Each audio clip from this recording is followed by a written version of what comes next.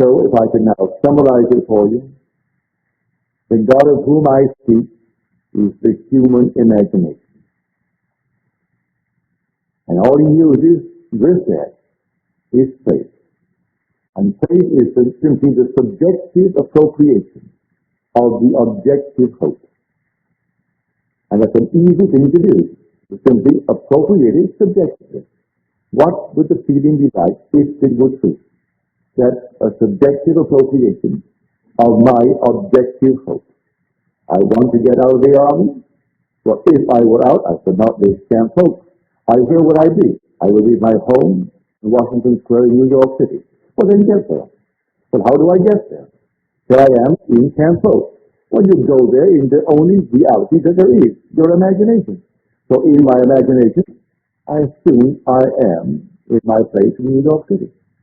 And then I thought of Camp Hope, and I thought 2,000 miles to the south of me, where I was, not where I am. For I am in New York City. So in thinking of Camp Hope, I saw it way down south in Louisiana.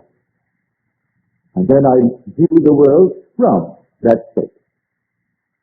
And having viewed it from, I fell asleep.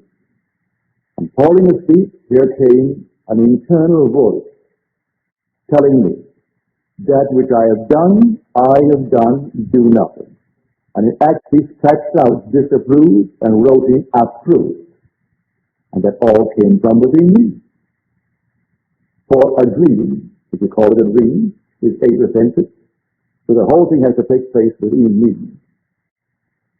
And I'm only sharing with you what I actually have experienced. And then, in 9 days, I'm on my way. For the vision had its own appointed hour. It ripened in 9 days, and then it flowered. And I came into the Colonel's presence. He shook my hand.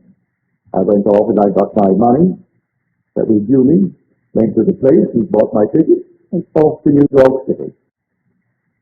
He was a nice gentleman. But I did not argue with that man. I did not try to persuade him outwardly. I did nothing, as the voice said to me. I didn't raise a finger to argue why I should be out of the army. He disapproved.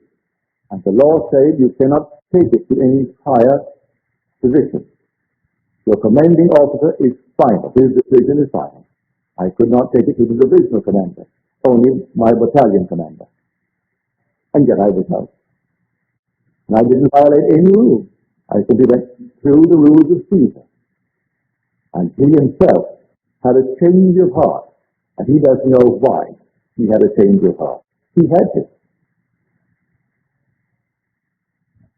He had to, or the whole army would have to, after I did what I did.